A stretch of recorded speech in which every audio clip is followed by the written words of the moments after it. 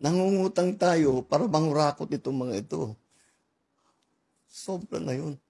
Kaugnay po nung utos nyo yan na i-audit itong mga projects na ito, sinabi nyo rin that you will return a general appropriations bill that is not in line with your NEP.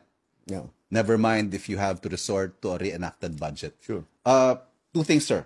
One, this early, Senate President Cheese is saying na hindi pwedeng hindi galawin ng Senado ang budget o ng legislature ang budget. We have the power of the purse. Yes.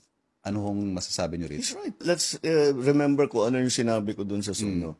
Kung hindi alinsunod doon sa plano. Trabaho naman talaga ng Congress yung gagawin nila yung budget. Ngunit trabaho naman namin na magbigay ng plano at humingi ng pondo sa Kongreso para lahat ng ating mga gustong gawin ay ating magagawa. At hindi nawawaldas, nananakaw ang pera ng tao. Yun lang naman ang habol namin.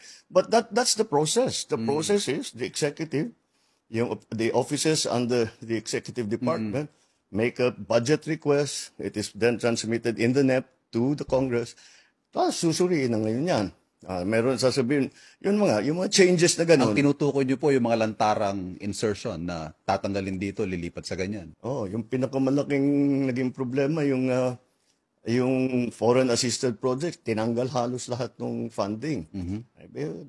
Kailangan natin ibalik yun dahil importante yung mga foreign assisted projects. At saka sinisira pati yan ang reputation natin. Yes. And the worst part of this all, yung napupunta, kuminsan yung mga project na hindi maganda, napupunta sa unappropriated. Ano yun? Utang yun. Nangungutang tayo para mangurakot itong mga ito. Sobra na yun. Sobra na yun. Hindi naman maaari, dito lang tayo nag-audit, dito lang tayo naghahanap ng mananagot.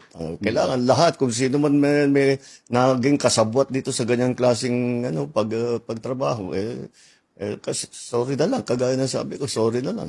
Hindi talaga DPWH. Hiningi lang natin, hindi nang hiningi, kinuha na natin yung listahan.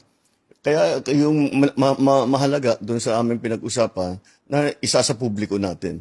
So malalaman ng tao, yung tiga doon, barangay 1, 2, 3, sasabi, tiga amin yun, wala naman kami nakitang ganito. Isumbong nila. So that applies to anything, to all of the projects that will happen. I'm sure marami magsusumbong dyan. We already have some names that are coming up that will be, first of all, corporations that mga contractor na talagang kitang-kita na hindi magandang trabaho nila. So, we will put them on a blacklist. Hindi na sila pwedeng magkontrata sa gobyerno. Number 2, lahat ito, yun na nga, kakasuhan natin. Sasabihin natin, saan napunta yung pondong ito? Saan napunta sa ganyan? Pag hindi sila makapag-explain na mabuti, we will have to take it to the... yung pinakamalaking naging problema, yung foreign assisted project, tinanggal halos lahat ng funding.